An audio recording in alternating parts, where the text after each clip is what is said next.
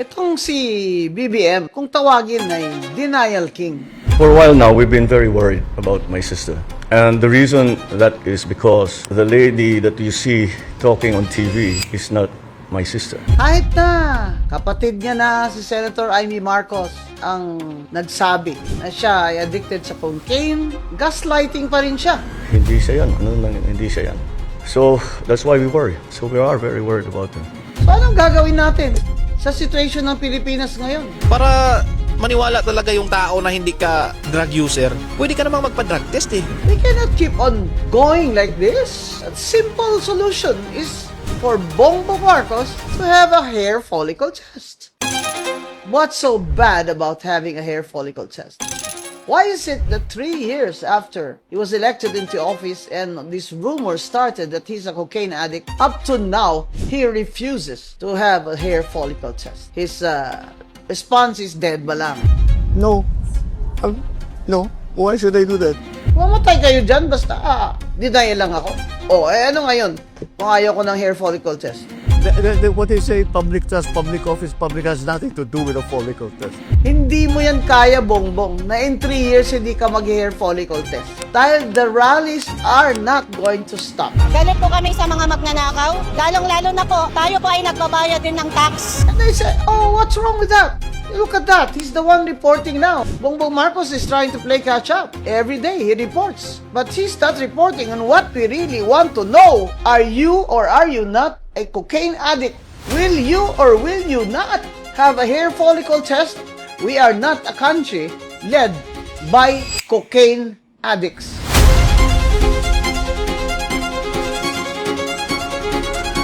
Before, he said, The Philippines shall continue to be a friend to all, an enemy to none. but in the ASEAN, he castigated China for the Masinloc conflict. I will not allow any attempt by any foreign power to take even 1 square inch of our sovereign territory.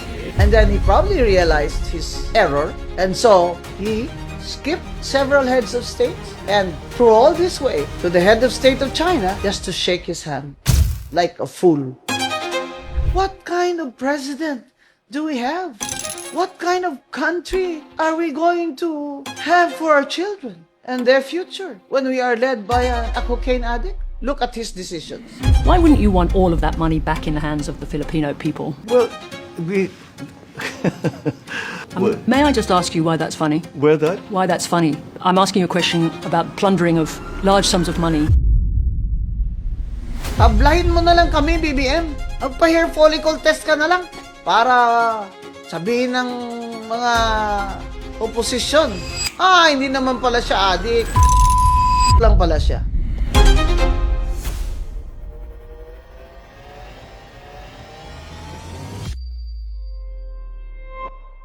Rowena Guanzon po, ang inyong lingkod. Itong si BBM ay, kung tawagin ay Denial King. Bata pa lamang kami ni Bongbong, alam na ng buong pamilya ang problema sa kanya. We do not like to show our dirty linen in public. When I say we, I'm talking about friends and family. I'll just say this much. For a while now, we've been very worried about my sister. And the reason that is because the lady that you see talking on TV is not my sister. Minsan, napapatanong ako sa sarili ko, ikaw pa ba yan? Si Bongbong ba talaga yung nakikita ko? Kahit na kapatid niya na si Senator Amy Marcos ang nagsabi na siya ay addicted sa cocaine, ang asawa niya, ang first lady ay addicted sa cocaine, at ang kanilang mga anak, kasama na dyan si Congressman Sandro Marcos, ay gaslighting pa rin siya. The lady that you see talking on TV is not my sister. Hindi siya yan. Hindi siya yan. So, that's why we worry. So, we are very worried about her. So anong gagawin natin sa sitwasyon ng Pilipinas ngayon? Kung ang dami sa atin ay talagang kumbinsido na. Kung hindi totoo yung sinasabi ng iyong ate, pasinungalingan mo para maniwala talaga yung tao na hindi ka drug user, pwede ka namang magpa-drug test eh. Hindi namin gusto ang isang bangag at drug addict na presidente, utang na loob, bumaba ka bago ka kaladkarin ng taong bayan. O nagdududa man lang that our president is a cocaine addict. The president goes out every day. Does he look like he's, under the influence of anything? If you're trying to destabilize an organization, you try to be as shocking as possible. Why else would she bring up personal issues, at a rally that big? What is the way to resolve it? We cannot keep on going like this, Bongbong. A simple solution is for Bongbong Marcos to have a hair follicle test. For his son to have a hair follicle test. For the First Lady who occupies or performs public functions to have a hair follicle test. Kung gusto niyo magpa-DNA, di go ahead. Pero hindi po pakikinggan kung anumang hamon ang gusto ni itong si Senator Amy Marcos. Ano na naman ang susunod nilang iuutos sa Pangulo? Ang Pangulo ang uutusan talaga nila? For this? Why is a hair follicle test reliable? Because it has a 6 months window. Or let's just say 3 months. What's so bad about that? If he is not a cocaine addict, what's so bad about having a hair follicle test? Why is it that 3 years after he was elected into office and this rumor started that he's a cocaine addict, up to now, he refuses to have a hair follicle test? His response is dead balang. No. No. Why should I do that? That's, what they say, public trust, public office, public has nothing to do with a follicle test. So come on. In other countries, if the president is even suspected of being a drug addict, he will have to report to Congress or their legislator or their political party. And then they will have their own investigation into his health and mental state. All of us agree that the greatest domestic threat facing our nation today is drugs. Drugs have strained our faith in our system of justice. Our courts, our prisons, our legal system are stretched to the breaking point. The social costs of drugs are mounting. In short, drugs are sapping our strength as a nation. But in the Philippines, Bongbong Marcos just keeps on denying it and will just say, mamatay kayo dyan, basta deny lang ako. Ano ngayon kung ayaw ko ng hair follicle test? No. No. Why should I do that? What they say, public trust, public office, public has nothing to do with a follicle test. Alam mo, hindi mo yan kaya, Bongbong, na in 3 years hindi ka mag-hair follicle test. Dahil the rallies are not going to stop. Galit po kami sa mga magnanakaw. Lalong-lalo na po, tayo po ay nagbabayad din ng tax. And they say, what's wrong with that? He's okay. He works every day. Look at that. He's the one reporting now. I think this Auntie Claire no longer has a job because he's the one now, he's his own spokesperson now. Magandang araw po sa inyo lahat. Ito po ay isa pang report na aking ginagawa upang malaman ng taong bayan kung ano na ang nangyayari tungkol sa mga flood control na kaso na naging iskandalo. Bongbong Marcos is trying to play catch up. Every day he reports. But he's not reporting on what we really want to know. Are you or are you not a cocaine addict? Will you or will you not have a hair follicle test now? Just to keep the country stable, to stop all these rumors that our president, we don't have a president who is running our country. Since our president is a cocaine addict, who's pulling the strings? Who's the puppeteer? That's why some congressmen or congressmen are already proposing that they should have also their hair follicle test. All the heads of public agencies should have hair follicle tests. Even the military should have a hair follicle test. But once and for all, we are not a country led by cocaine addicts. Why it's so hard about the hair follicle test? Because you're scared you're gonna be found out. Look, it's just 3 months. For urine tests, you can stop for, let's say, a week, have a urine test, and then you'll have a clear urine test. Safe. But for hair follicle test, hindi pwedeng dayain. Kasi 3 months yung coverage ba. So, why is it that BBM can't just stop for 3 months and have a hair follicle test? Because he cannot.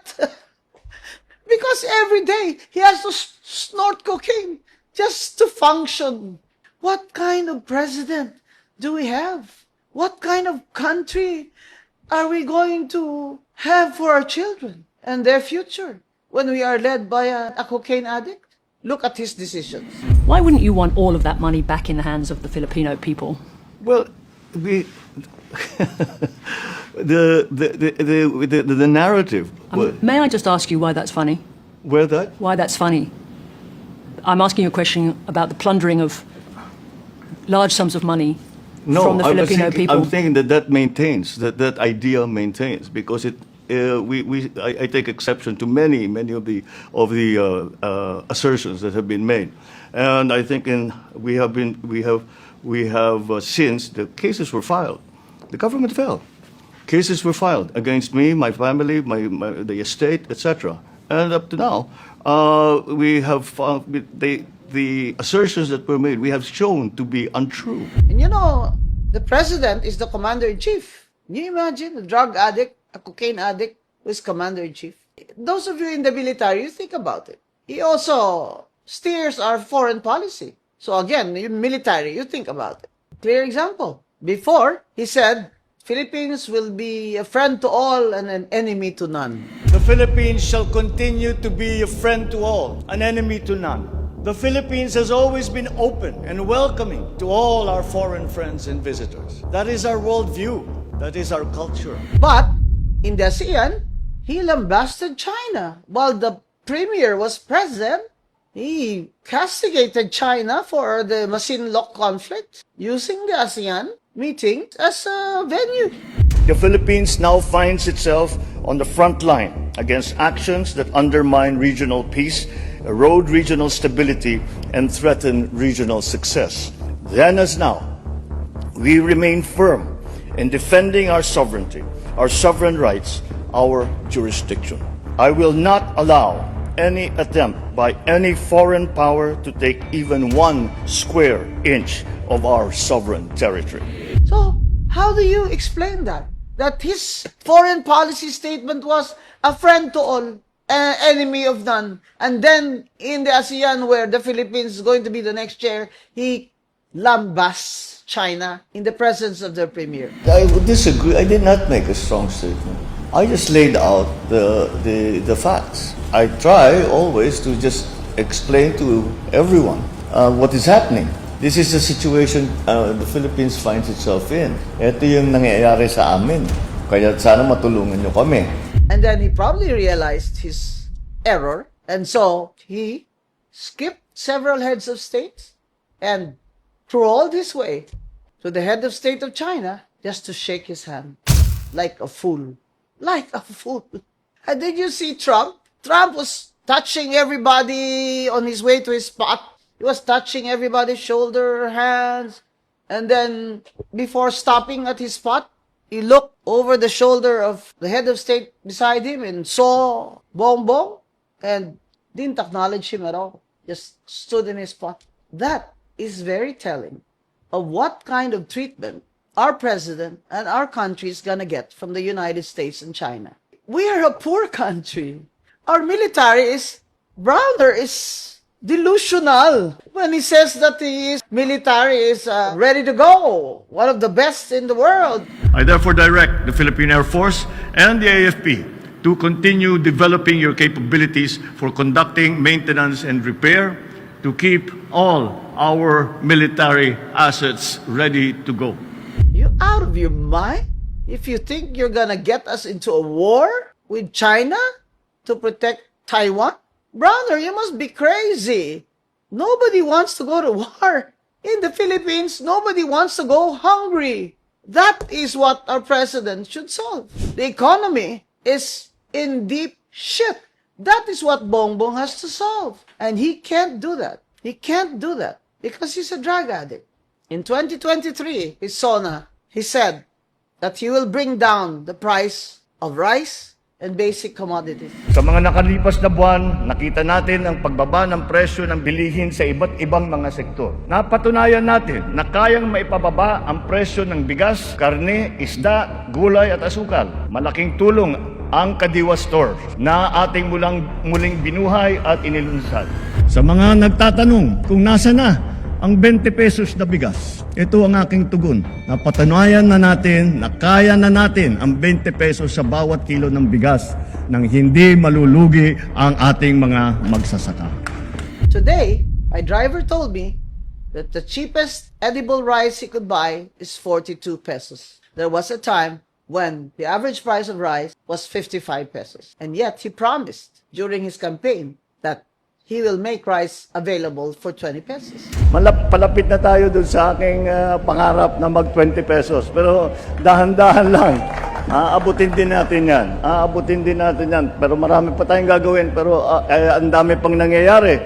But how can he do that when there are technical smugglers in the NFA, the National Food Authority, that, when the government imports rice, they have a cartel there. They decide among themselves who will get what and how much. And Zaldico recently disclosed that the reason why they have been doing this undisturbed is because the First Lady's brother, Martin, is the patron of the technical smugglers in the Bureau of Customs.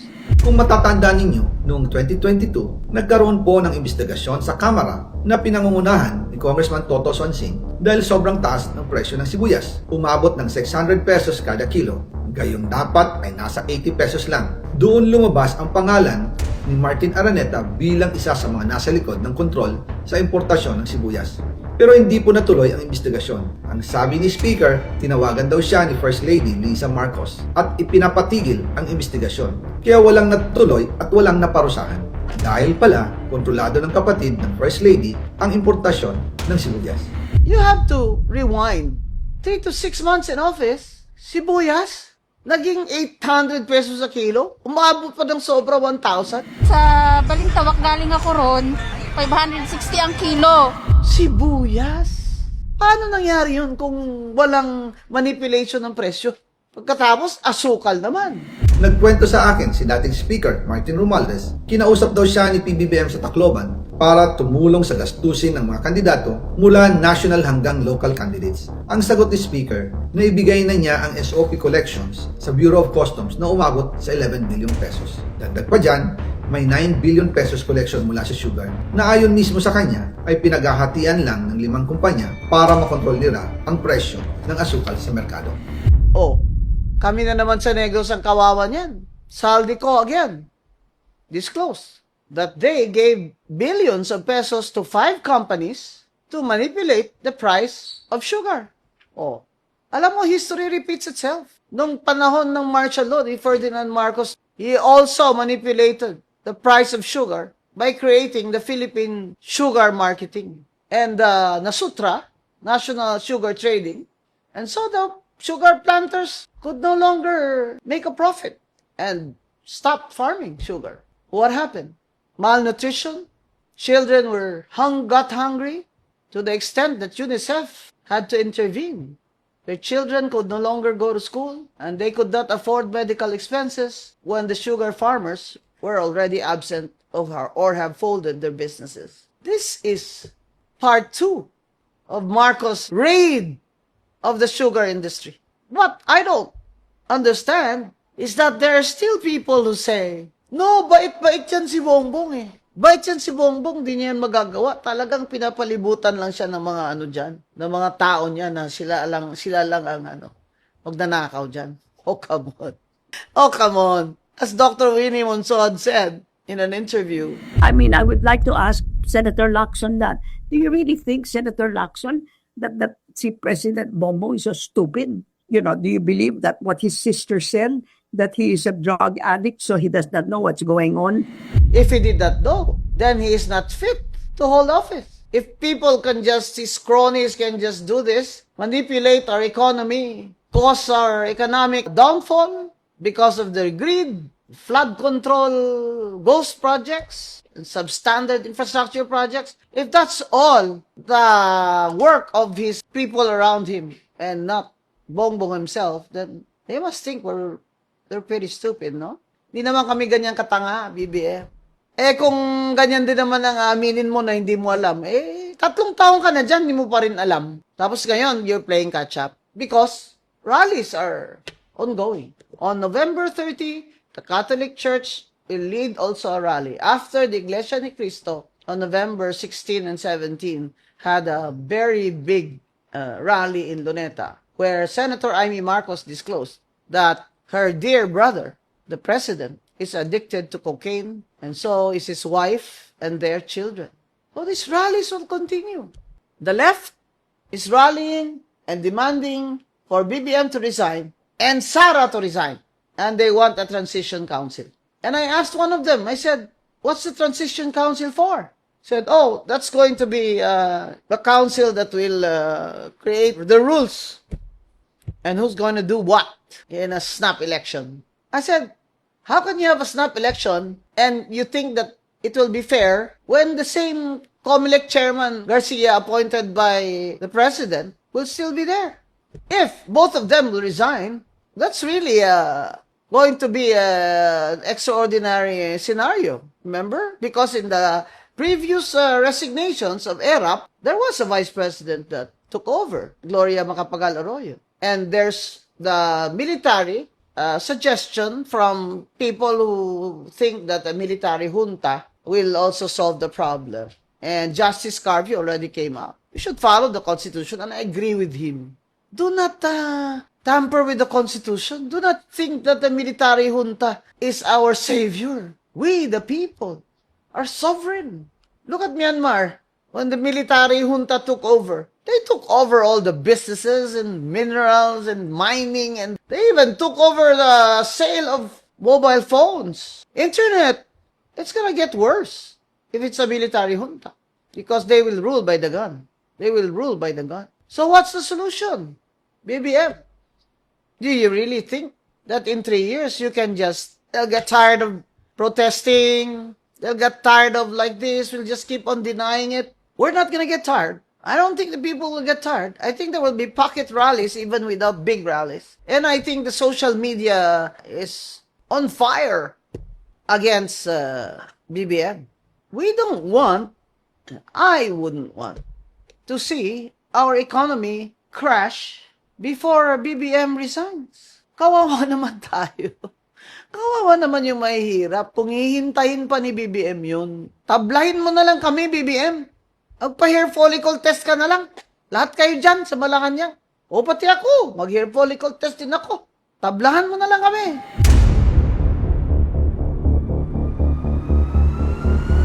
Hair follicle test ka na para sabihin ng mga oposisyon, hindi naman pala siya adik, bobo lang pala siya.